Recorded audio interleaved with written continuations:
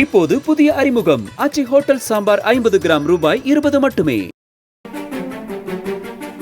மதுரை திருமங்கலம் அடுத்த டி கல்லுப்பட்டியில் 125 நாள் உறுதி திட்டத்தை சீர்குலைக்க முயல்வதாக திமுக அரசை கண்டித்து சட்டமன்ற எதிர்க்கட்சி துணைத் தலைவர் RB உதயகுமார் தலைமையில் கண்டன ஆர்ப்பாட்டம் நடைபெற்றது.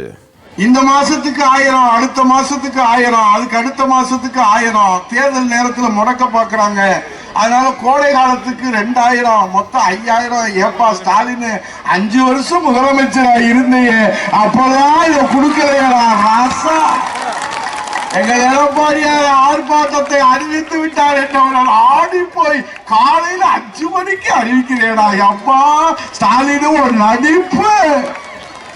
சிவாஜி தோத்துட்டாரப்பா, தோத்துட்டாரு.